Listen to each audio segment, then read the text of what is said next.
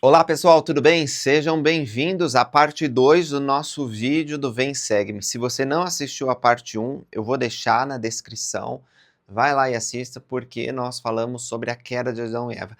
Na verdade, a gente vai retomar um pouco porque não deu tempo de eu concluir meu pensamento sobre a queda de Adão e Eva. Algumas coisas muito importantes que a gente precisa tratar que estão aqui nas escrituras. Deixa eu achar minha combinação tríplice. Tá aqui, ó. A gente está estudando Gênesis e também o livro de Moisés. Gênesis 3:4, Moisés 4:5. Eu coloquei alguns dos temas que a gente vai estar tratando hoje, estão aqui na lousa, mas antes disso, como eu expliquei, vamos retomar Gênesis 3 no finalzinho, quando a gente fala sobre a queda. Depois que Adão e Eva comem do fruto proibido, os olhos deles são abertos. Eles então fazem folhas de figueira para cobrir sua nudez e vão se esconder. O Senhor vem e diz para eles o seguinte: Adão, aonde estás?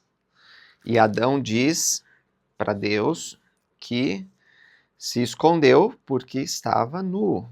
A mulher que me deste por companheira, ela me deu da árvore e eu comi. E disse o Senhor Deus à mulher: que é isso que fizeste? E a mulher diz: a serpente me enganou e eu comi. E aí o Senhor chama a serpente, chama Satanás e diz: Por, portanto fizeste isso, maldita será mais que todo o gado, mais que todos os animais do campo. Sobre teu ventre andarás e pó comerás todos os dias de tua vida. E porém inimizade entre ti e a mulher, e entre a tua semente e a sua semente. Este ferirá a cabeça e tu ferirás o calcanhar. E aí o Senhor fala então que a mulher vai entrar numa condição mortal e capaz de ter filhos. E Adão diz que ele deve trabalhar para obter alimento e vestuário. Né? Basicamente é isso. No suor do teu rosto comerás o teu pão até retornares à terra, porque dela foste tomado, portanto és pó, em pó retornará. Ok. O que eu preciso falar sobre isso? Primeiro, e algumas das perguntas que vocês fizeram, né? Como que Satanás, que é a serpente, destruiria o plano de Deus no Jardim do Éden? Primeira coisa, nós temos que lembrar que Satanás antes era Lúcifer, uma estrela da alva, que estava presente no Conselho do Céu quando o plano de salvação foi apresentado, quando Jesus foi escolhido e houve batalha nos céus. Então, sabendo que Satanás tinha autoridade na presença de Deus e não passou pelo véu do esquecimento, nós temos que presumir que ele sabia sobre o Jardim do Éden. Ele sabia que Adão e Eva eventualmente escolheriam comer do fruto proibido. Eles seriam expulsos e dariam um start na mortalidade, né, nesse segundo estágio. Então, como assim ele iria destruir o plano de Deus? Eu vejo algumas possibilidades, tá bom? Primeira coisa, se Satanás conseguisse com que a mulher comesse do fruto proibido e Adão não comesse, ele ia causar uma divisão entre homem e mulher. Por quê? Eva seria expulsa, Adão permaneceria no Jardim do Éden. Isso faria com que a humanidade não pudesse iniciar.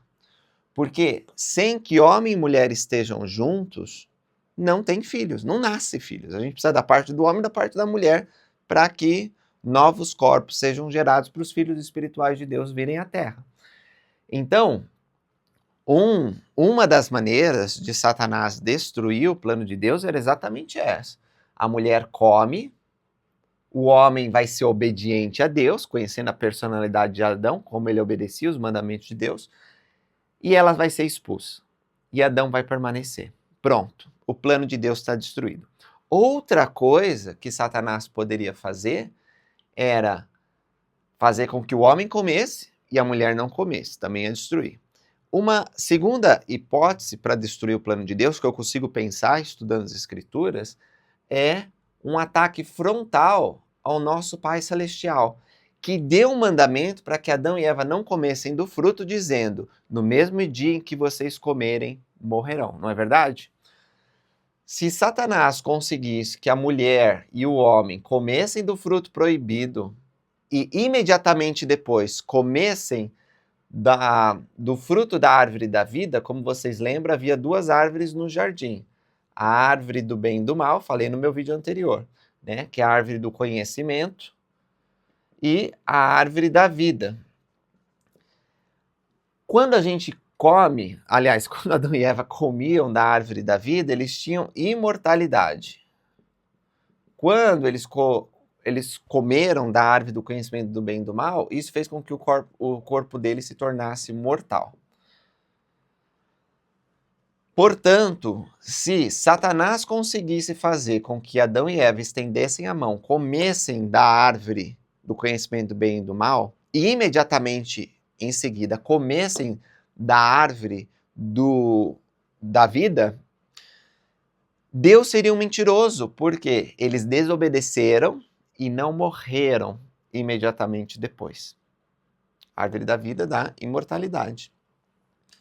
Se Deus mente, o livro de Mórmon abre essa incrível possibilidade. Se Deus mente, Deus deixa de ser Deus, porque Deus não pode mentir.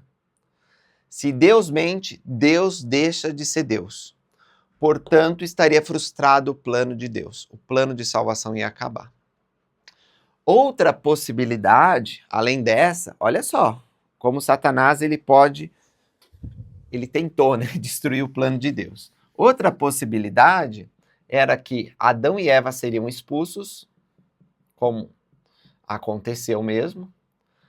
E lembra que na vastidão do cosmos, Deus ele não é um iniciante, ele já tinha feito o plano de salvação em mundo sem fim. Provavelmente, a gente não sabe, mas Lúcifer, na presença de Deus, tinha visto o plano de salvação sendo desenvolvido em outros mundos. Talvez, se ele não viu, ele aprendeu sobre isso, porque Deus, quando apresentou para nós seu plano de felicidade nos céus, não era algo inovador, né? Ele mesmo já tinha vivido um plano semelhante ao que nós estamos vivendo hoje. Então, ele faria com que Adão e Eva fossem expulsos da presença de Deus e ele dominaria os corpos que Deus criou para Adão e Eva. Esse plano acabou dando certo dele, né? Num certo sentido, ele fez aquilo que havia sido feito em outros mundos, no sentido de que Adão e Eva comeram do fruto. Do mesmo jeito que a mortalidade começou em outros mundos, assim começou aqui também. E eles foram expulsos. Com essa expulsão, Satanás e seus demônios, eles começaram a tentar fazer com que nossos corpos fossem usados para propósitos contrários à lei de Deus. Ou seja, que nós quebrássemos a lei da castidade, que nós nos viciássemos em coisas que nos destruiriam. Então, esse eu chamo o plano A, B e C do diabo. Não necessariamente está nessa ordem, mas ao estudar as escrituras, eu presumo que Satanás, ele, odiando a cada um de nós, procurou destruir nossos espíritos e o plano eterno de Deus e o próprio Deus.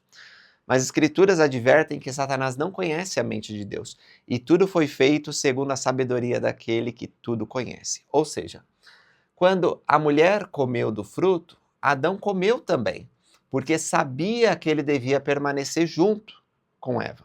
Então, já frustrou esse primeiro propósito do diabo. Deus não pode mentir. Assim que Adão e Eva comeram do fruto, Deus colocou uma espada flamejante, né? É evidente que isso aqui, gente, é simbólico. Uma espada flamejante que ficava lá protegendo a árvore da vida e querubins. Os querubins são personagens das escrituras que aparecem para guardar lugares sagrados.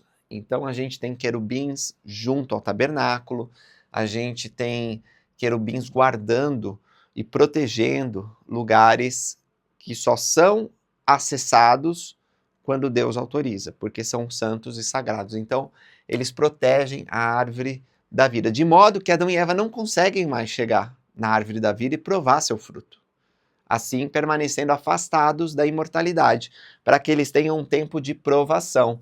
Nesse tempo de provação, eles vão ter tempo para se arrepender, para se aperfeiçoar e para poder voltar à presença de Deus, tendo vencido o segundo estado. Adão e Eva e sua posteridade. Então isso aqui já não deu certo também. Agora, Satanás ele está nesse plano, já que foi expulso da presença de Deus, ele falou: vou tornar os homens tão miseráveis quanto eu, vou destruir e vou desencaminhar o maior número de almas possíveis. E é o que ele tem feito. Só que ao expulsar Satanás do Éden, a serpente, o Senhor diz, está lá em Gênesis, mas a gente vai ler aqui em Moisés. O que o Senhor diz para o diabo? O Senhor disse à serpente: por teres feito isso, maldita serás sobre todo o gado e sobre toda a besta do campo, sobre teu ventre andarás e pós comerá todos os dias de tua vida. Isso significa que Satanás, ele é menor do que todas as criações de Deus que têm um corpo, porque ele não tem. Ele tem um espírito, né? Mas ele não tem um corpo, nunca terá um corpo. Então, a vaca, as bestas do campo, o gado, todos os animais possuem corpo e ele não.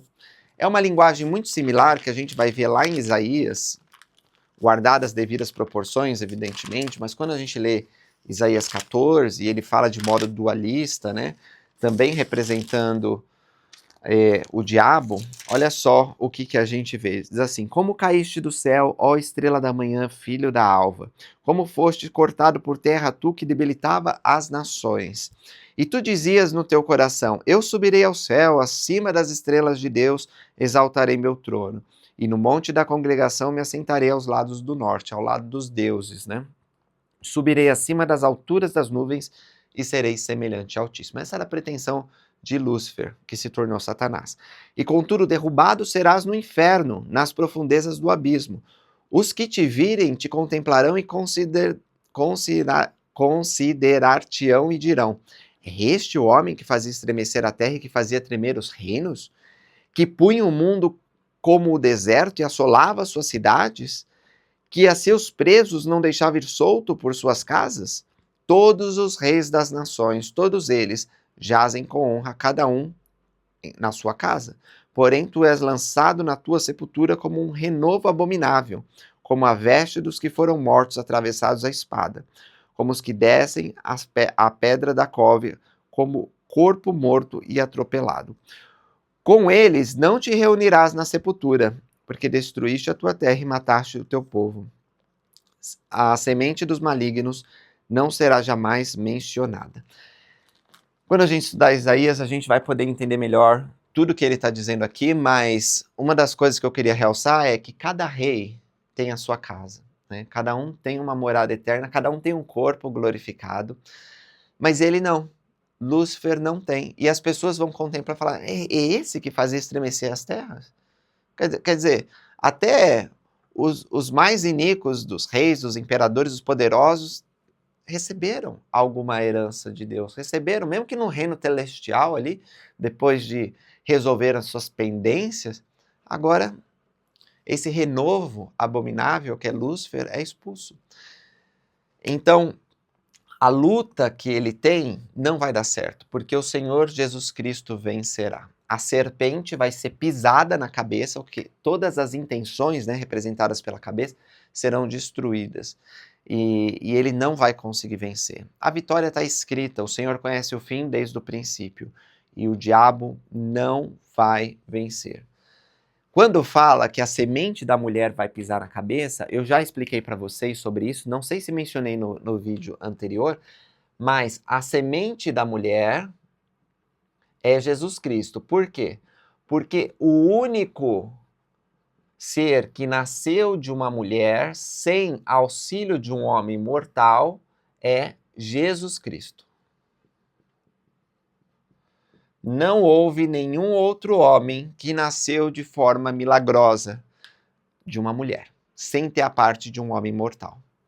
Jesus é literalmente o Filho de Deus, o unigênito de Deus na carne, o único nascido desse modo milagroso. E era preciso que fosse assim para que ele pudesse vencer os efeitos da queda e pisar na cabeça da serpente.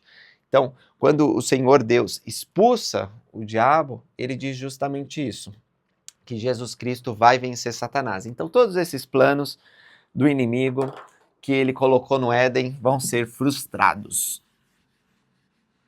Ok, pessoal, agora vamos falar sobre Transgressão e pecado. Qual que é a diferença entre esses termos? Primeira coisa que a gente precisa entender. Nem sempre transgressão e pecado serão coisas diferentes nas Escrituras. Às vezes significam o mesmo. Mas por que que quando estamos falando da queda de Adão e Eva é importante fazer uma distinção? Porque nós não acreditamos que Adão e Eva pecaram ao comer do fruto proibido. Nós acreditamos que eles transgrediram. Várias declarações de profetas ensinam que não foi um pecado, mas foi uma transgressão. Se nós vermos na nossa regra de fé, que está lá no final da Pérola de Grande Valor, a segunda regra de fé, nós leremos assim, ó. Cremos que os homens serão punidos por seus próprios pecados e não pela transgressão de Adão. Outras denominações religiosas acreditam que Adão e Eva pecaram quando comeram do fruto e que esse pecado, né, ele é um pecado sexual e por isso foram expulsos do Jardim do Éden. Nós não acreditamos nada disso. Primeiro que não foi pecado e primeiro que não tem conotação sexual. Embora o relacionamento sexual que traz os filhos de Deus da vida pré-mortal para a mortalidade foi possível por causa da ingestão daquele fruto proibido. Então, qual que é a diferença? Basicamente é a seguinte. Ok, então olha, o pecado é quando nós desobedecemos a Deus. A transgressão também é uma desobediência a Deus. Só que o pecado é uma desobediência onde há algo intrinsecamente errado, ou seja, é moralmente contra os princípios da justiça eterna. Vou dar um exemplo sobre isso. Antes, porém, deixa eu dizer que a transgressão, você vai contra aquilo que não é moralmente errado no sentido estrito da coisa, né? Não tem a ver com o mal. Aqui você faz o mal. Na transgressão, você vai contra uma lei estabelecida por Deus, mas que não é moralmente errada. A gente dá um exemplo aqui do sinal vermelho. Então, você está dirigindo e o sinal ele fica vermelho, né? Esse aqui é o semáforo, ficou vermelho. Não podemos ultrapassar o sinal vermelho. No mundo inteiro onde você está dirigindo, se o sinal ficar vermelho, você tem que parar. Se você passar o sinal vermelho, você transgrediu a lei. Vai ser passível de multa. Ah, ninguém me viu. Deus te viu, né? Tá errado, você não pode passar o sinal vermelho. Mas vamos supor que há uma emergência médica. O seu filho, sua esposa está passando mal, o sinal ficou vermelho. O que você faz? Você olha e vai, porque se você não for, pode ser que o seu ente querido que está passando mal piore ou até morra, né? Dependendo da situação. Então a gente transgride essa lei para cumprir uma lei maior, que é salvar a vida. Se um bandido entra na sua casa, você vai defender o seu lar e sua família. Talvez você vai até machucar esse bandido, talvez até matar esse bandido. Isso não vai ser um pecado. Por quê? Porque você está cumprindo uma lei maior, tá bom? Vai responder, evidentemente, mas não vai ser um pecado. Então, a gente desobedece uma lei, mas para cumprir uma maior. E não é moralmente errado. Comer do fruto proibido era errado. Deus disse, não come do fruto, porque no dia que comer vai morrer. Você pode comer de todas, mas essa não. Mas Deus sabia que se eles não comessem, eles não iam entrar. Precisava do arbítrio, né? Eles precisavam entrar na mortalidade. E eles precisavam fazer essa escolha. Escolha difícil, mas precisava ser feita, porque o mandamento anterior era crescer e multiplicar, dominar a terra, e eles precisavam exercer isso fora do Éden. Então, para que desse início, precisava dessa transgressão. Mas não foi um pecado. O pecado é você fazer algo moralmente errado. Então, se você mata uma pessoa, tá errado. Nefe matou alguém, né? No livro de Mormon, já vai falar, mas Nefe matou Labão. Mas o Espírito ordenou a Nefe que fizesse. Então, não se torna moralmente errado, porque Deus nunca vai dizer para nós fazermos algo moralmente errado. Deus sempre está certo. Nós vamos enfrentar uma questão mais para frente sobre Abraão, dizendo que a esposa dele é sua irmã. Veja, mesmo que a gente pode entender que a sobrinha não tinha esse termo, então ele falou irmã, mas intencionalmente ele enganou os egípcios, né? Só que isso foi uma ordem de Deus. Então, não está errado. Por quê? Porque Deus sempre vai ordenar o certo, mesmo que a gente não entenda e que não caiba na nossa mentalidade, tá bom? Então, transgressão e pecado têm uma diferença. O pecado é fazer algo intrinsecamente errado. Quebrar a lei da castidade é pecado. Sempre vai ser pecado. Matar uma pessoa sempre vai ser pecado, porque vai contra a moral de Deus, né? Aquilo que é certo, aquilo que é errado. É sempre algo mal. A transgressão, ela é diferente. Então vamos pensar no exemplo de crianças, que se aplica bem, porque Adão e Eva estavam num estado de inocência. Embora eles fossem adultos e tinham a capacidade intelectual de adultos, eles estavam num estado de inocência. Se uma criança, ela estende a mão e pega uma bolachinha que você falou para ela não comer, ela está cometendo um pecado, meus irmãos e irmãs? Não, né? É uma transgressão. Você falou, não come isso, foi lá e comeu.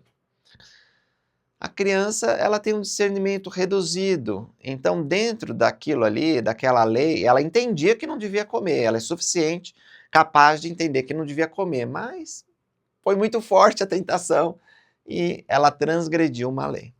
E aí eu fiz aqui uma sequência. Não precisa levar isso tão a sério, mas é uma maneira que eu enxergo, tá bom? Nós temos os erros. Todos nós cometemos erros. Você está fazendo uma prova, um teste, e você marca a opção errada. Isso não é um pecado. Você pode ter estudado, pode ter se dedicado àquilo, mas porque nós temos uma natureza humana que é falha, nós erramos. Então faz parte errar. Ah, você tinha que tomar o remédio todo dia, mas naquele dia você esqueceu. Porque nós temos fraquezas. A gente esquece, debilidades. Já que nós vivemos no mundo celestial, numa condição mortal, finita, nós temos fraquezas. Isso faz parte da nossa experiência aqui. E nós temos que aprender a lidar com isso. Vocês vão ver meus vídeos e vão ver que às vezes eu cometo erros de português, de concordância nominal, concordância verbal. Por mais que eu seja advogado, tenha estudado e procure falar de uma maneira clara e correta, a gente comete erro, porque a gente está conversando aqui de forma espontânea e eu sou fraco, eu sou falho, tá certo? Então, erros e fraquezas existem. As transgressões nós também cometemos. E elas estão, no meu modo de entender, um pouco acima no grau de culpabilidade perante os céus. Quando nós transgredimos, nós entendemos uma lei e nós deliberadamente vamos contra aquela lei. Ainda que seja para cumprir uma lei maior. Passei o sinal vermelho para salvar uma vida, mas eu desobedeci à lei. Os pecados, eles são quando nós escolhemos deliberadamente fazer o mal. Nós pecamos. Nenhuma criança antes dos 8 anos de idade pode pecar. Mesmo que seja possível que elas pequem, ensinam as Escrituras, a expiação de Jesus Cristo, ela redime todas elas. Então as criancinhas são inocentes diante de Deus. As crianças erram, têm fraquezas, podem transgredir, mas elas não podem pecar. Essa é a nossa doutrina. Mesmo que elas pequem, se identifiquem como um pecado, a expiação de Jesus Cristo cobre.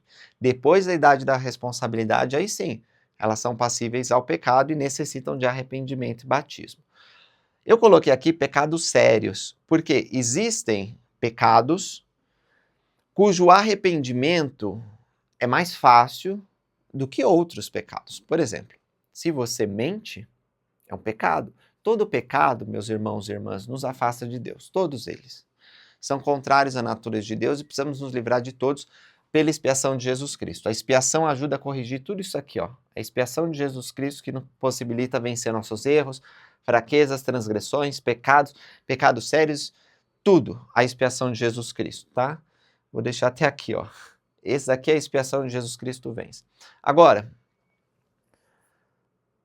se você assassina uma pessoa, esse é um pecado seríssimo. É diferente de você mentir. Quando você mente, você pede desculpa para a pessoa que você mentiu, pede desculpa para Deus, procura não mentir mais, né? Passa pelo processo de arrependimento, procura fazer o bem, falar a verdade. Quando você mata, como é que você vai restituir a vida de alguém que você matou? É muito difícil. Tem perdão, é possível ter perdão, porque a expiação de Jesus Cristo, ela é eficaz contra todo o pecado, mesmo pecados sérios. Mas existem graus, e a gente sabe disso porque quando a alma está ensinando para o filho dele sobre os pecados, ele diz, ó, tem negar o Espírito Santo, que é o pecado mais sério, tem um assassinato, e depois o terceiro pior é quebrar a lei da castidade. Ele é muito semelhante ao assassinato. Por quê? Porque quando você quebra a lei da castidade, a virtude é difícil dela ser restituída.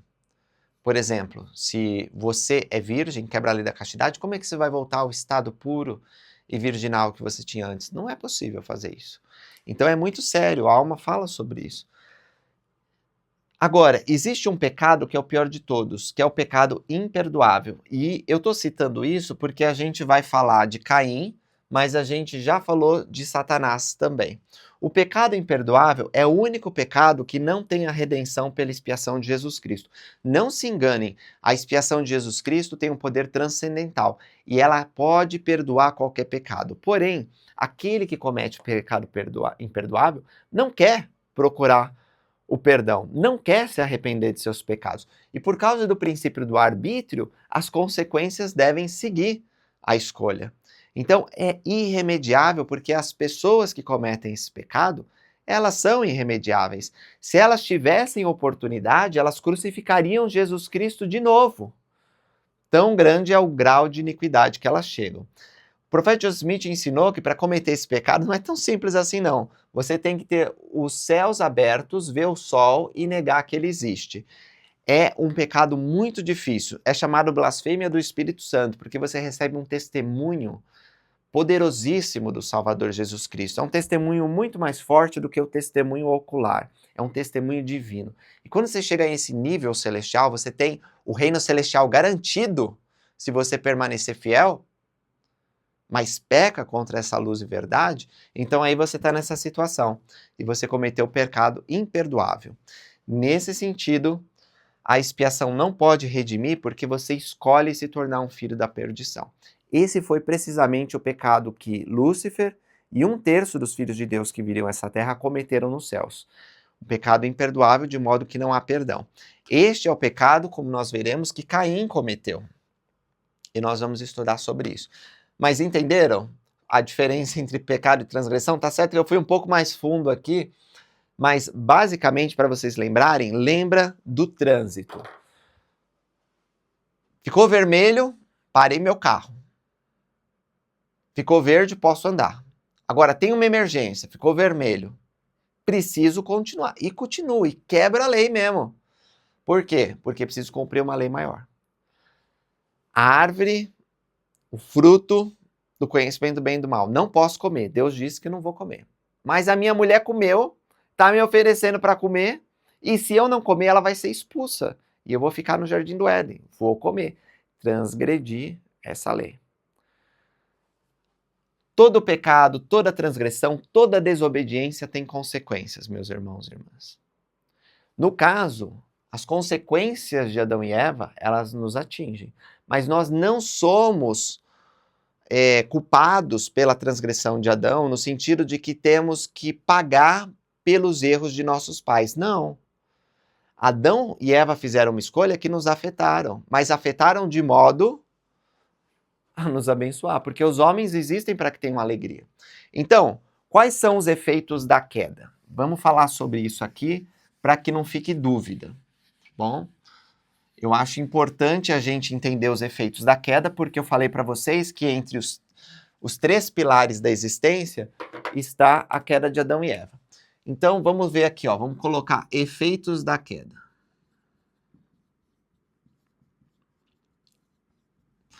Que são as consequências, na verdade, né? Talvez ficaria melhor aqui consequências, mas vocês entenderam o que eu quero dizer.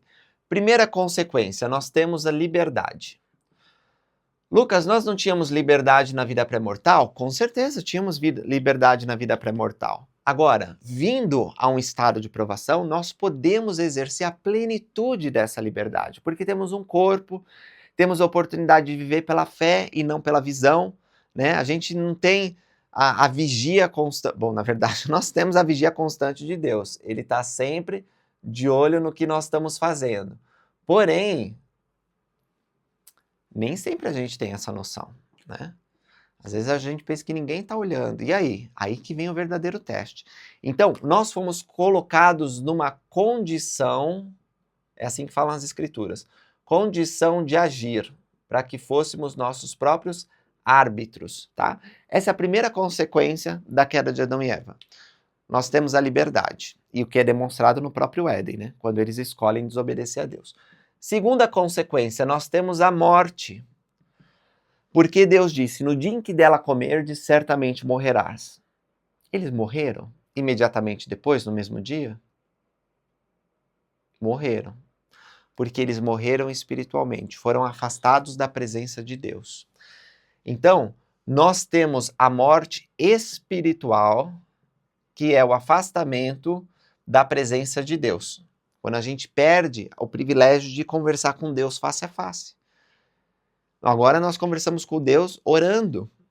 E algumas ocasiões sentimos uma proximidade muito íntima quando fazemos convênios com Deus, onde se manifesta o poder da divindade. Às vezes nós temos sonhos, revelações, mas para a grande maioria de nós não há o convívio face a face, como nós temos com nossos pais, nossos irmãos. Isso vai ser restituído no devido tempo. Mas agora nós temos esse afastamento, a morte espiritual. Mas também temos a morte física. Por quê? Porque o nosso corpo e o nosso espírito vão se separar. Retornar ao pó, como dizem aqui nas escrituras. Retornaremos ao pó, porque do pó o nosso corpo saiu. Então, para todas as pessoas, para Adão e Eva e para nós, há esse momento em que nós morreremos. Pode acontecer de uma maneira trágica e inesperada, pode acontecer de uma maneira suave, pacífica, quando a gente for bem velhinho, mas todos precisarão morrer. Mesmo aqueles que foram transladados, como a cidade de Enoque que nós vamos estudar, eles vão precisar passar por uma transição entre o estado que eles se encontram e a ressurreição. Então todos vão precisar deixar esse tabernáculo mortal. Eu vou colocar afastamento de Deus. Eu falei que a morte espiritual, afastamento de Deus, está certo. Porém, aqui eu quero, para deixar mais claro para vocês, chamar a morte espiritual de pecado. Porque nada impuro pode habitar na presença de Deus. E quando Adão e Eva, eles comem do fruto, eles introduzem o pecado. Não que a transgressão foi um pecado. Mas eles passam, por causa da liberdade de escolha, a serem capazes de pecar. Bem como sua posteridade. E é por isso que todos nós somos decaídos e afastados estamos da presença de Deus. Porque o pecado foi introduzido. Em uma situação em que Satanás nos tenta, esse teste se intensifica. Então nós somos afastados da presença de Deus. Ok, agora, a expiação de Jesus Cristo, o Messias vem na plenitude dos tempos, veio, né? As escrituras que eu estou citando falam no passado, para nos libertar disso aqui, para nos vencer isso aqui. Jesus é que permite que a liberdade se perpetue. Por quê? Ele é o caminho, a verdade e a vida. Ninguém vê ao Pai senão por ele. Ele que permite que toda ação que tomamos tem um resultado. Não é verdade? Quando nós tomamos uma ação errada, uma ação contrária aos mandamentos de Deus, seja transgressão, pecado, a gente tem um resultado negativo. É importante entender esse axioma. Se você fez o errado, você vai ser punido. Se você fez o certo, você vai ser abençoado. Essa é a lei presente nas Escrituras. Nós precisamos reconhecer que existe uma justiça divina que impõe àqueles que agem responsabilidade, tá certo? Então, se você agiu errado, você vai ter uma consequência negativa. Porém, Jesus Cristo, por meio da expiação dele, faz com que nossas ações erradas, elas não tenham resultados negativos. Por quê? Porque ele, sendo o Messias, sendo o unigênito de Deus, perfeito, pode reclamar a justiça e dizer: eu vou sofrer, eu vou ser punido pelas escolhas erradas da humanidade. Eu vou tomar sobre mim todos os resultados das ações erradas que a humanidade fez. Todos os erros, transgressões, pecados sérios, tudo eu vou tomar sobre mim. E a justiça é satisfeita. Por quê? Porque a ação está recebendo a consequência. Mas ele sofre de modo inocente, de modo que ele não mereceria fazer isso. Afinal, Jesus Cristo é puro. E como ele não teve nenhuma ação errada, ele não merece resultado negativo. Ele só merece resultado positivo, só bênção. Mas ele voluntariamente escolhe sofrer por nossas transgressões, ser moído por causa de nossas iniquidades. Aliás, eu não falei, né? A continuação do pecado gera iniquidade. É uma outra coisa que eu esqueci de colocar aqui na nossa tabelinha de desobediência a Deus. Mas ele sofre por isso. E aí ele nos oferece a misericórdia. Por quê?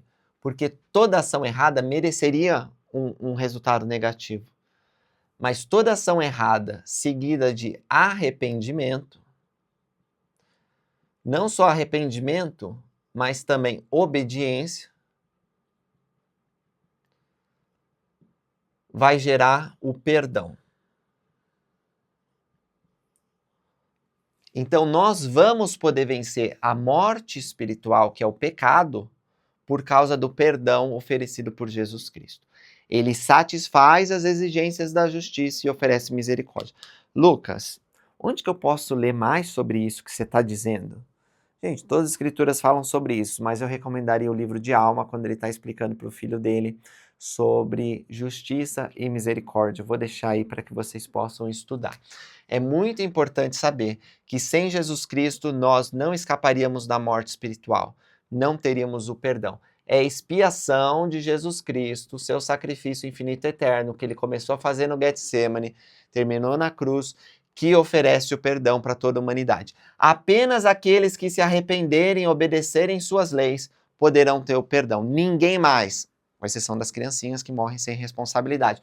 Mas se você colocar numa condição de agir, eventualmente você vai agir errado. E se não se arrepender e não obedecer a Deus, não vai ser perdoado. Deu para entender sobre isso? Então Cristo venceu o pecado. Cristo também venceu a morte física, porque depois de entregar o Espírito, depois de consumar a sua obra na carne, ele vai para o mundo espiritual, organiza a obra missionária, mas ressuscita ao terceiro dia.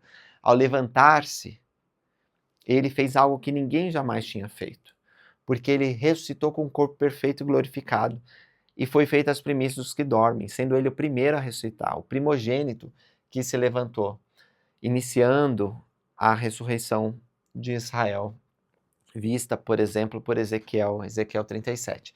Então ele venceu a morte física porque ele vai possibilitar que todas as pessoas, mesmo aqueles que cometeram pecado imperdoável, né, que nasceram nessa vida e cometeram pecado imperdoável, não os que foram expulsos com Satanás, esses nunca tiveram corpo, mas aqueles que vieram para o segundo estágio, mesmo aqueles que cometeram pecado imperdoável, vão ter um corpo, graças a Jesus Cristo. Ele fará, isso é dádiva gratuita. Assim como todos morrem em Adão, assim também todos serão vivificados em Cristo, ensinou Paulo em 1 Coríntios 15. Então, a morte veio para todos, também a ressurreição virá para todos, né? Jesus Cristo é o que possibilita a ressurreição, tá bom? Então, espero que você esteja entendendo minha letra aí. Isso é dádiva gratuita. Agora, o perdão dos pecados, a gente precisa dessa condição aqui, que é arrependimento e obediência.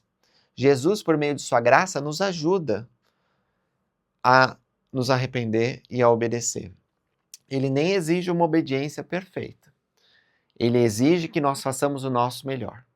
Mas, às vezes, pela condição que nos encontramos, não conseguimos fazer tudo que está ao nosso alcance. Então, ele compensa, ele ajuda, ele é tão misericordioso que até aqui ele nos abençoa. Porque não pensem que nós seremos livres do pecado por causa de nossas boas obras. Não é isso que ensinam as Escrituras. As Escrituras ensinam que nós seremos salvos por Jesus Cristo. Nós não podemos comprar a salvação pela moeda da obediência. Nós precisamos de Jesus Cristo, porque é Ele que efetiva nosso arrependimento e boas obras, tá bom? E um dia, meus irmãos, todos, por causa de Jesus Cristo, seremos levados a ser julgados perante Deus. Todos serão restituídos para serem julgados por Deus no julgamento final. Então, todos os efeitos da queda são remediados por Jesus Cristo. Ele é nosso Salvador e Redentor. E é por isso que a queda e a expiação estão interligados. São dois pilares da existência, dois lados da mesma moeda. Sem a queda de Adão e Eva, não precisaria de uma expiação. E sem a expiação de Jesus Cristo, nós estaríamos perdidos por causa da queda. Tá certo? Então, sempre coloquem em mente isso, que Jesus Cristo é o nosso Salvador e Redentor e que nós precisamos de sua graça expiatória. Agora, a vida após a queda, né? Como é que foi? Eu acho muito interessante pensar sobre nossos primeiros pais, como foi a vida depois da queda. E eu que estou prestes a casar, eu fico imaginando como é que vai ser a vida, né, minha, da minha esposa, depois que nós deixarmos a casa dos nossos pais e deixarmos a vida de solteiro. Essa é uma experiência comum para a maioria de nós, não é? Mesmo que a gente não seja casado, às vezes a gente muda para um outro estado, muda de país, muda de trabalho. E o fato de ter um ambiente novo pode nos atemorizar, pode nos deixar preocupados, às vezes hesitantes. Ah, será que eu vou ter amigos nesse trabalho? Eu vou para uma nova escola, como é que vai ser? Vou começar um novo curso, será que eu vou gostar? Tudo isso faz parte da nossa experiência aqui na Terra. Mas para os nossos primeiros pais, eu acho que foi muito mais intenso, porque eles tiveram que ir para o mundo solitário e triste. Eles tiveram que aprender a plantar e a colher. Eles tiveram que fazer reserva. Agora eles sentiam frio, porque era no jardim, não era um jardim bem regado. Tinha tempestades, tinha furacões, tinham animais que não eram mais bonzinhos, né, ao lado deles, mas eram animais peçonhentos, eram animais perigosos, e eles tiveram que aprender a sobreviver. Então, eu frequentemente penso, quando eu estudo a vida de Adão e Eva, sobre as dificuldades que eles tiveram. E aqui, no capítulo 5 de Moisés, versículo 1, a gente lê assim: E aconteceu que depois que eu, Senhor, os expulsei, Adão começou a lavrar a terra, e a exercer domínio sobre as bestas do campo, e a comer o pão com o suor de sua fronte, porque o Senhor lhe ordenara. E Eva, sua mulher, também trabalhava com ele. Gosto dessa passagem que mostra que Adão e Eva tinham responsabilidades próprias, né, de homem, provedor, e mulher. A mulher também tinha suas responsabilidades, porém trabalhavam juntos. É importante que o casal entenda que deve trabalhar em união. Se eles não trabalharem juntos, a coisa pode não ir para frente. E Adão conheceu a sua mulher, conheceu aqui, está no sentido de que ele teve uma relação sexual com ela. E ela concebeu filhos e filhas, e eles começaram a multiplicar-se e encher a terra. A partir de então, os filhos e filhas de Adão começaram a dividir-se de dois em dois na terra, e a lavrar a terra e a cuidar dos rebanhos, e eles também geraram filhos e filhas. Aqui nós vemos o início da humanidade. Agora, esses versículos, a gente passou o olho rápido, mas podem ter sido centenas de anos, né? Porque as pessoas viviam mais tempo. E outra coisa que eu queria dizer é que nós sabemos, pela lei que se encontra nas Escrituras, que o incesto é um pecado. Não dá para homem casar com a irmã, né? O irmão casar com a irmã, não tem isso. A gente tem um caso de Ló que a gente vai estudar onde isso acontece, mas é abominável. né? Então, como que isso aconteceu? Vocês podem me perguntar. E nós não temos a resposta, não temos nas escrituras. Pela ciência, nós sabemos que Adão e Eva e sua posteridade não estavam sozinhos. Então, pode ser que eles se casaram com outras pessoas que viviam, e elas começaram a fazer parte do convênio e todos se tornaram posteridade de Adão. Mas o que eu estou falando não é doutrina, porque a doutrina não responde essa pergunta. O que nós temos que confiar é que eles se dividiram de dois em dois, que não foi um pecado. Pode ser que tenha sido uma exceção, alguns interpretam assim, né? Deus ele permitiu que os irmãos casassem, porque pode ser, eu acho difícil que isso tenha acontecido, mas pode ter sido. O que nós vemos um limite aqui na doutrina que a gente não entende, tá? Na minha forma de pensar, eu acho que os filhos de Adão e Eva se casaram com outras pessoas que existiram e essas pessoas entraram no convênio, até que todos se tornaram posteridade de Adão. Mas como eu falei, isso é uma hipótese, isso é uma especulação e não está nas escrituras. Você pode acreditar e nós podemos ser amigos, não tem problema, que Deus abriu uma exceção e eles casaram-se entre si, né, a mesma família. Isso não está no texto tampouco, tá? É uma ideia que você tem, mas que não está no texto. O que está no texto é que eles se dividiram de dois em dois, formaram suas famílias, mas não diz com que os filhos de Adão casaram. A única exceção é Caim, que diz que ele casou com uma sobrinha dele, aqui no texto da Pérola de Grande Valor. Não fala isso na Bíblia. Então, nós não sabemos, tá bom? Mas não fica preocupado, porque as escrituras, como eu falei, elas não estão para dar todas as respostas. As escrituras querem nos ensinar como chegar à presença de Deus. E um dia todos os mistérios vão ser revelados. Isso não impede a gente de acreditar nas escrituras. E Adão e Eva e sua mulher invocaram o nome do Senhor e eles ouviram a voz do Senhor que vinha do caminho em direção ao jardim do Éden, falando-lhes, e eles não o viram porque estavam excluídos da sua presença. Mas veja que eles buscaram revelação de Deus, e embora Deus não se manifestava face a face mais, eles ouviram a voz de Deus. E Deus deu os mandamentos que adorassem ao Senhor seu Deus e oferecessem as primícias de seus rebanhos como oferta ao Senhor. E Adão foi obediente aos mandamentos do Senhor. Aqui é importante porque a gente é introduzido à lei do sacrifício. Tá? Os sacrifícios apresentados para Adão e Eva eram o seguinte: eles deveriam pegar as primícias de seus rebanhos e sacrificar esses animais porque Deus havia mandado. É assim, você vai pegar as primícias dos seus rebanhos e vai oferecer um sacrifício, um holocausto para mim. É isso que Adão e Eva sabiam. Porque quando eles foram expulsos do jardim do Éden, Deus fez vestimentas para Adão e Eva. E essas vestimentas, elas não eram de folha de figueira, meus irmãos e irmãs. Várias tradições e textos apócrifos mostram que essas eram roupas de animais, tá? Que eles podiam se cobrir a nudez deles e proteger quando eles fossem expulsos do jardim do Éden. Como que foi feita essa roupa?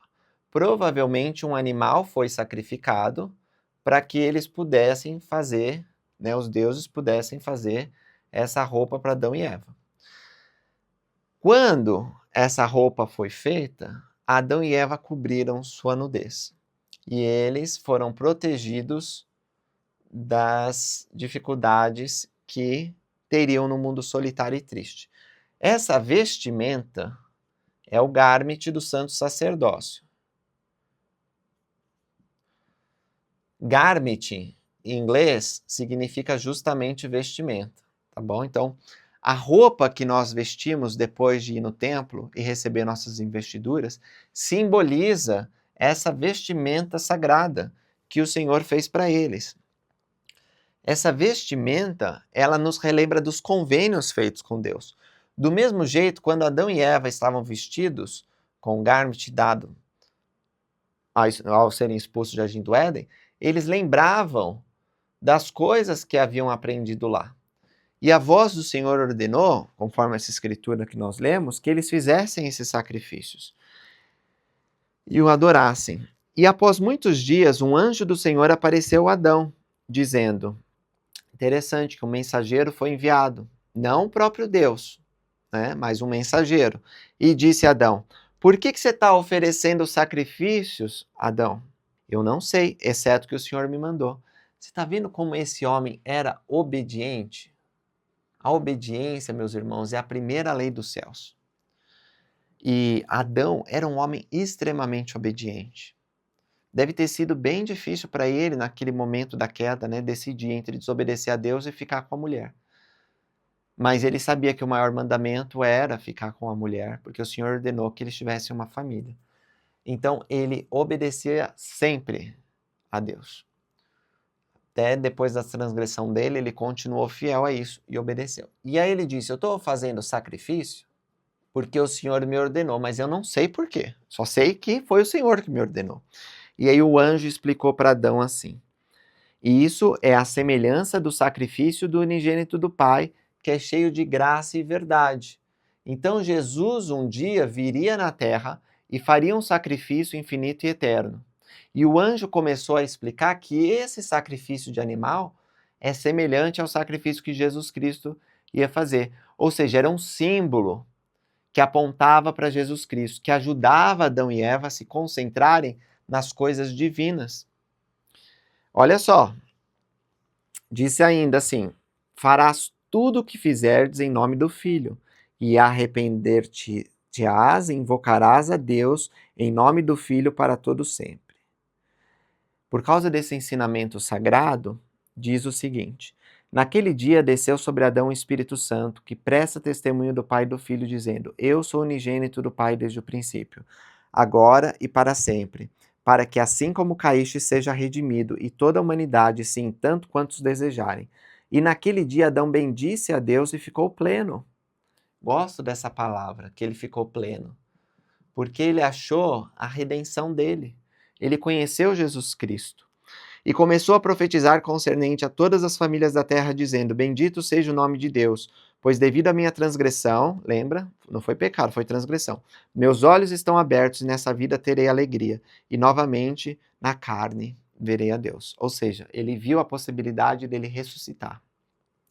E Eva, sua mulher, ouviu todas essas coisas e alegrou-se, dizendo: se não fosse por nossa transgressão, jamais teríamos tido semente, jamais teríamos conhecido o bem e mal, e a alegria de nossa redenção e a vida eterna que Deus concede a todos os obedientes. E Adão e Eva bendizeram o nome de Deus e deram a conhecer todas as coisas a seus filhos e suas filhas. Então aqui nós temos um ensino familiar. Ensinou que Jesus Cristo viria no meridiano dos tempos e que venceria os efeitos da queda. Então, o que nós vemos aqui nesses versículos é que a lei do evangelho está sendo dada. Se a gente for para o último versículo desse capítulo, nós vamos ler assim, ó.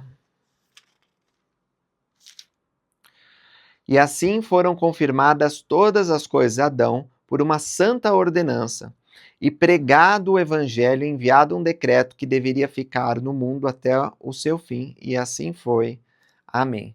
Então o evangelho começou a ser pregado, eles ensinaram isso a seus filhos, e eles começaram a viver a lei de Deus.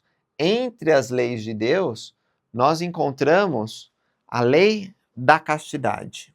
Uma das razões pelas quais Adão e Eva vestiram o garment do santo sacerdócio dado por Deus é que eles deviam lembrar que eram puros. Eles deviam lembrar que deviam ser castos, virtuosos, que deveriam conhecer a sua esposa no sentido bíblico apenas depois desse pacto sagrado entre ela e Deus, né? Entre eles e Deus. Esse é um exemplo de uma lei sagrada.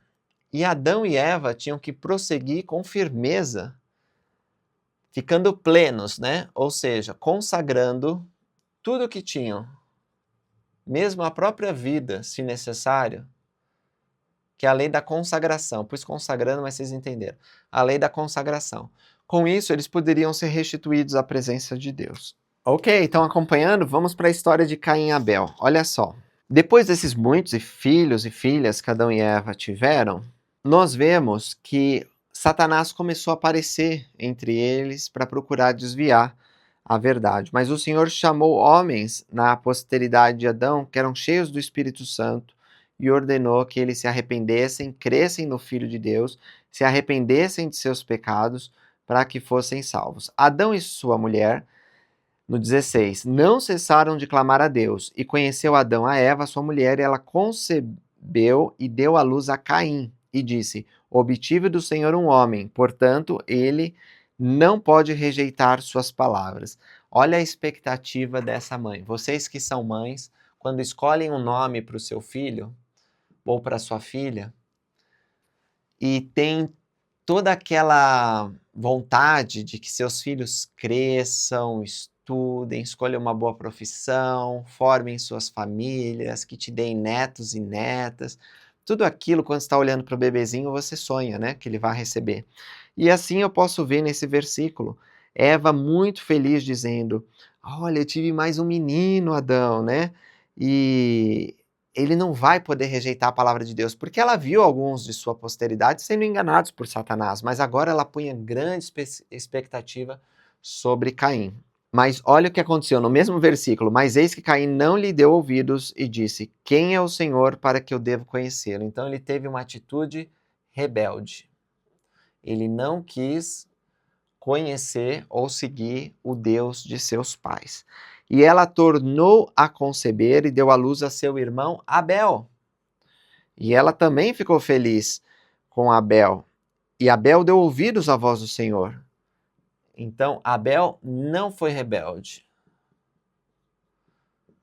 E aí nós vemos uma coisa muito interessante, embora simples, de que filhos do mesmo pai, da mesma mãe, podem ter comportamentos completamente diferentes, não é? Nós vamos ver Lamã e Lemuel escolhendo um caminho bem diferente de Nef e Sam. Filhos de Leí, do profeta. Acontece. Eles têm um arbítrio, né? E mesmo Eva e Adão se esforçando para criar esses homens, um escolheu se rebelar e outro escolheu seguir a Deus. Abel, ele foi pastor de ovelhas e Caim, ele foi lavrador de terra. Escolheram profissões diferentes. Até aí tudo bem, não tem nenhum problema, porque não existe uma profissão pré-ordenada para a gente, na maior parte dos casos. A gente tem que fazer algo que vai trazer o nosso sustento, que vai ajudar a gente a criar a nossa família e que a gente vai encontrar felicidade. Então, pode ser pastor, pode ser lavrador, isso não é o ponto mais importante dessa história. O ponto mais importante dessa história é o que está aqui, olha. Caim, ele amou mais Satanás do que a Deus. Caim amou mais Satanás que a Deus. E Satanás ordenou-lhe dizendo, faze uma oferta ao Senhor. Interessante isso, né? Satanás disse para Caim oferecer ao Senhor. Não está estranho isso? Satanás não odeia Deus, não nos odeia. Por que ele está pedindo para que Caim cumpra o mandamento de oferecer algo ao Senhor? Porque lembra que eu desenhei um animalzinho aqui. Os sacrifícios holocaustos eram ofertas ao Senhor, que eram parte dos rituais que os ajudavam a se conectar com Deus, a obedecê-lo, a guardar os mandamentos. E Satanás disse, vai lá, faz essa oferta. E com o correr do tempo, aconteceu que Caim levou do fruto da terra uma oferta ao Senhor. Abel também levou as primícias de seus rebanhos e de sua gordura e atentou o Senhor para Abel e para a sua oferta. Mas para Caim, para a sua oferta, ele não atentou. Ora, Satanás sabia disso e alegrou-se, e Caim ficou muito irado e decaiu o semblante. O que nós vemos aqui, meus irmãos e irmãs? Que, mesmo Caim sendo lavrador da terra, ele não deveria oferecer algo que Deus não havia ordenado, porque o que havia sido estabelecido era um sacrifício de animais, tá bom? Tinha que ter a ovelhinha ali para você oferecer. Não é para oferecer os frutos da terra. Depois, na lei de Moisés, nós vamos ver que é até possível oferecer algumas frutas se você é pobre, não tem dinheiro, ou uma pombinha, um animal menor. Mas naquele caso, não há razões para crermos que Caim não pudesse seguir o mandamento dado a Adão de oferecer as primícias de seus rebanhos. O que ele fez, na verdade, Satanás sabia, é tentar distorcer uma ordenança de Deus. O profeta Joseph Smith diz que Caim ele ofereceu sem fé. Ele não tinha fé e por isso ele pecou. É por isso que Deus não atentou para a oferta de Caim, porque sabia que era feito com má intenção. Satanás havia incitado Caim a distorcer as ordenanças da casa de Deus. Não era isso que Deus pedia. É a mesma coisa você dizer assim, em vez de eu ser batizado, eu vou beber um copo de água e Deus aceita isso como se fosse no lugar do batismo. Não é, meu irmão e minha irmã, isso está distorcendo. Deus instituiu uma maneira e nós temos que seguir a ordem estabelecida por Deus. E o Senhor disse a Caim, por que estás irado e por que te decaiu o semblante? Agora, essa conversa entre o Senhor e o Caim, nós não temos que entender, no meu modo de vista, como uma aparição de Deus a Caim e uma conversa como seu pai Adão tinha no Éden. Lembra que ele está apartado da presença de Deus. É provável aqui que há um representante do Senhor. Um representante que aceitava essas ofertas que eram feitas. Um ministro do evangelho, um sacerdote. E ele disse, por que você está bravo? Eu não posso aceitar, em nome de Deus, essa oferta. Embora isso aqui, o texto diga que era o Senhor ali. Os portadores sacerdócios representam o Senhor. E aí é advertido. O Senhor adverte, se bem fizeres, será aceito. E se não fizeres, o pecado jaz à tua porta e Satanás deseja possuir-te. E a menos que des ouvido a meus mandamentos, entregar-te-ei e serás feito a ti segundo o teu desejo, e tu reinarás sobre ele. Nossa, aqui é uma advertência muito grande para Caim. O Senhor está dizendo, se você não se arrepender, se você não fizer o bem, você vai ser expulso, e lá no último dia, você até vai ter um corpo ressurreto, mas você vai ficar junto com Satanás. E quando fala que ele vai reinar sobre Satanás, justamente por isso, porque ele vai ressuscitar e vai ter um corpo, mas Satanás não vai ter um corpo. Pois de agora em diante tu serás chamado pai de tuas mentiras, serás chamado perdição, pois também existias antes do mundo. E será dito em ti em dias futuros que essas abominações vieram de Caim, pois ele rejeitou o conselho maior que vinha de Deus. E essa é uma maldição que porei sobre ti, a menos que te arrependas. Olha só, aqui já há uma profecia e uma advertência a Caim. Caim, se você continuar nesse caminho, distorcendo as ordenanças, procurando os interesses de Satanás em vez dos interesses de Deus, você vai se tornar perdição. Você vai cometer o pecado imperdoável. E você vai estabelecer uma maldição que vai ficar na terra, que são as combinações secretas, como nós veremos, por muito tempo. Mas o Senhor disse, a menos que te arrependas. Olha a misericórdia de Deus. Sempre há possibilidade, meus irmãos e irmãs, de se arrepender antes do final, né? O espírito não vai lutar para sempre com o homem, mas enquanto o Senhor estiver lutando, há possibilidade de mudança. Caim podia mudar o seu destino. Irou-se Caim e não mais deu ouvidos à voz do Senhor, nem a de Abel, seu irmão, que andava em santidade perante o Senhor. Então nós vemos que Abel, aqui nesse pequeno versículo, interagia com Caim e tentava persuadir ele para os caminhos do Senhor, mas Caim não quis nem saber. E Adão e sua mulher lamentaram-se perante o Senhor por causa de Caim. Imagina Adão e Eva vendo seu filho. E Caim e Abel é um caso especial porque nós vamos ver aqui que ele estabelece combinações secretas e se torna um filho da perdição. Adão e Eva, até aquele momento, tinham visto alguns de seus filhos pecarem, outros perseverarem até o fim. Mas Caim e Abel é o primeiro exemplo onde há uma tragédia familiar e Caim escolhe amar Satanás mais que a Deus. E aconteceu que Caim tomou para esposa uma das filhas de seus irmãos e eles amaram Satanás mais que a Deus. Olha só, não só Caim, mas sua posteridade começa a adorar mais Satanás do que a Deus. E Satanás disse a Caim, jura-me por tua garganta. Olha que absurdo, porque Satanás ele não tem um corpo, mas ele quer que Caim jure pela garganta, pela vida dele. Olha que ironia, não é? Se o revelares, morrerás. E jurem teus irmãos pela cabeça deles e pelo Deus vivo, que não revelarão, porque se revelarem, certamente morrerão. E isso para que teu pai não saiba. Ou seja, Adão, que era o profeta, não podia saber. E nesse dia entregarei teu irmão Abel em tuas mãos. Olha só. Aqui é estabelecido o primeiro exemplo de combinações secretas. Essas combinações secretas são uma praga revelada nas Escrituras que leva toda a sociedade à destruição. Nós vemos no livro de Mórmon uma clara advertência contra as combinações secretas. E é aqui que tudo começa. É aqui que é estabelecido. É Satanás inspirando inspirando não, né? Mas incentivando Caim a fazer esse convênio junto com outras pessoas. E Satanás jurou a Caim que agiria de acordo com suas ordens, e todas essas coisas foram feitas em segredo. Uma das características das combinações secretas é o segredo. Outra característica é o assassinato, né, os homicídios. Outra característica são sinais e símbolos que só os membros dessa comunidade reconhecem.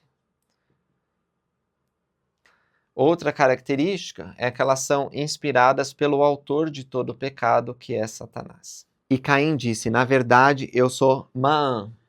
Então Caim agora, ele tira a identidade, aquele nome que Eva tinha dado, e ele se torna o mestre Maã. Ok, se você ver aqui embaixo o significado de Maã, a gente não tem um significado exato, mas é possível que a raiz da onde essa palavra vem signifique a mente, o destruidor, são tudo possíveis significados. E o grandioso. Caim, ele se achava o esperto, né? Aquele que destruiria, aquele que era grandioso. O mestre Maã, e vangloriou-se de sua iniquidade. E Caim saiu para o campo, e Caim falou com Abel, seu irmão. E aconteceu que, enquanto estava no campo, Caim levantou-se contra Abel, seu irmão, e matou. E Caim gloriou-se no que havia feito, dizendo, estou livre, certamente os rebanhos do meu irmão cairão em minhas mãos. Outra característica das combinações secretas é obter lucro. Lucro. Eles querem posses, poder aqui neste mundo. O Senhor vem para Caim e pergunta, onde está Abel, teu irmão? O Senhor sabia onde estava Abel? Com certeza. Sabia que ele havia morrido. Mas do mesmo jeito que perguntou para Adão onde estás, o Senhor dá uma oportunidade para que Caim responda honestamente aquilo que ele já sabe. E como eu falei, é possível que aqui seja um representante do Senhor interagindo com Caim. Ah, e a resposta de Caim, olha só, não sei, mas ele sabia, mas ele mentiu, não sei. Sou eu o guardador do meu irmão? Sim, a resposta é somos os guardadores de nossos irmãos. Ainda mais que Caim era mais velho, né? Ele precisava cuidar. Eu sou o mais velho de 6 filhos. Eu me sinto responsável pelo bem-estar dos meus irmãos. Caim precisava dar o exemplo. Nefe, quando vê o mau exemplo dos seus irmãos, diz assim, nossa, vocês são meus irmãos mais velhos. Vocês precisam que eu seja exemplo para vocês? Então a ordem geralmente é essa. O mais velho precisa cuidar e ajudar os pais na criação dos filhos mais novos. Só que em vez de cuidar, matou o irmão. E o Senhor disse, o que fizeste? A voz do sangue de teu irmão clama a mim desde a terra. É um modo simbólico do Senhor dizer que sabia que Abel estava morto. Né? A voz, o sangue não clama, não tem isso, mas Deus sabia que tinha acontecido. E agora serás amaldiçoado desde a terra que abriu a boca para receber de tua mão o sangue de teu irmão.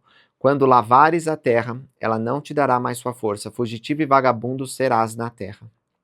Então aqui tem uma maldição que cai sobre Caim. Por ele ter assassinado seu irmão Abel, ele seria vagabundo sobre a terra e ele não iria mais prosperar. E Caim disse ao Senhor, Satanás tentou-me por causa dos rebanhos de meu irmão, e também eu estava irado, porque aceitaste a oferta dele e a minha não. Meu castigo é maior do que me é possível suportar. Aqui, ele está tentando jogar a culpa no diabo, e a culpa era do diabo? Claro que não. Claro que não. Quando a gente peca, a culpa não era do diabo. Ele tentou, mas nós cedemos, nós temos o arbítrio. E ele tinha, mas ele colocou a culpa em Satanás. E aí disse, a culpa não é minha também, porque ele tinha um monte de coisa, eu queria aquelas coisas. Não é assim, meus irmãos e irmãs. Isso não colou para Deus. Aí você, e você aceitou a dele e não aceitou a minha. Por favor. Isso é motivo para você matar? Você não fez a ordenança de forma correta, com fé. Você ofereceu algo que estava contra os mandamentos, porque desde que seus pais saíram do Éden, eu falei que tinha que ser o quê? E você quer oferecer o quê? Frutos? E aí ele ainda diz, né? Vitimismo aqui. Ah, o meu castigo é maior do que me é possível suportar. Quer dizer, você tem que me dar um castigo menor, porque isso daí já está demais. Ele quer dizer para Deus o que ele tem que fazer. Geralmente as pessoas que pecam são assim, né? Tem essa atitude de vítima. Ah, não, isso já é demais para mim. Tudo bem que eu errei, mas não é assim, né? Eis que me expulsaste este dia da face do Senhor, e de tua face ficarei escondido. Serei fugitivo e vagabundo na terra. E acontecerá que aquele que me achar me matará por causa de minhas iniquidades, pois essas coisas não se escondem do Senhor. E eu, o Senhor, disse-lhe: qualquer que te matar 7 vezes sofrerá vingança. E eu, o Senhor, pus um sinal em Caim para que não matasse qualquer que o achasse. Então, além da maldição que ele recebeu, Deus permitiu que ele fosse expulso e que não fosse morto. Foi colocada uma marca em Caim para que quem olhasse para ele soubesse: ok, se é amaldiçoado, não vou matar, porque se eu matar, vou sofrer as consequências. E o Senhor, e Caim foi banido da presença do Senhor, e com sua mulher e muitos seus irmãos, e habitou na terra de Nod, a leste do Éden. E conheceu Caim sua mulher, ela concebeu e deu à luz a Enoque. Não é o mesmo Enoque que é o profeta que nós vamos estudar depois, tá bom, gente? Ele também gerou muitos filhos e filhas, e edificou uma cidade, e deu deu à cidade o nome de seu filho Enoque. E Enoque nasceu Irade, outros filhos e filhas, e aí a gente vai ver a história de Lameque, que Lameque também faz esse convênio, essas combinações secretas com Satanás, e ainda se regozija dizendo: ah, Caim fez, e eu vou ser ainda melhor do que ele, né? Diz assim, ó, no 48, se Caim for vingado 7 vezes, em verdade Lameque será 70 vezes 7. Ele havia matado um jovem e fez essa combinação secreta. Só que as esposas, ele tinha 2 esposas, denunciaram ele. Portanto, o Senhor amaldiçoou Lameque, sua casa, e todos que haviam feito convênio com Satanás, porque não guardou os mandamentos de Deus, e isso desagradou a Deus, e não ministrou junto a eles, e suas obras eram abominações, e começaram a espalhar-se entre todos os filhos dos homens, e isso existia entre os filhos dos homens. E entre as filhas dos homens essas coisas não eram ditas, porque Lameque contara o segredo às suas mulheres, e elas rebelaram-se contra ele, divulgaram essas coisas amplamente e não tiveram compaixão. Portanto, Lameque foi desprezado e expulso, e ele não apareceu no meio dos filhos dos homens para que não morresse. E assim as obras das trevas, infelizmente, mesmo com o fim de Lameque, as obras das trevas continuaram a prevalecer entre os filhos dos homens. E Deus amaldiçoou a terra com uma pesada maldição, ficou irado com os iníquos e com todos os filhos dos homens que ele fizera. Portanto, não davam ouvidos à sua voz, nem acreditavam em seu Filho unigênito, sim aquele que ele declarou que viria no meridiano dos tempos, e que foi preparado desde a fundação do mundo. E assim o evangelho começou a ser pregado desde o princípio, sendo anunciado por santos anjos, enviados da presença de Deus e por sua própria voz, e pelo dom do Espírito Santo. E assim foram confirmadas todas as coisas de Adão, por uma santa ordenança, e pregado o evangelho, enviado um decreto que deveria ficar no mundo até o seu fim. E assim foi. Amém. Perfeito, pessoal. Acho que cobrimos todas essas coisas aqui. Houve apostasia, mas o evangelho continuou sendo pregado por santos profetas. Essa parte introdutória de Gênesis é tão importante, a gente poderia falar mais sobre isso, mas eu espero que alguns dos assuntos aqui tenham sido esclarecidos e que você, em seu estudo pessoal e familiar e na igreja, possa aprender ainda mais. Obrigado por assistirem esse vídeo. Até a próxima. Tchau, tchau.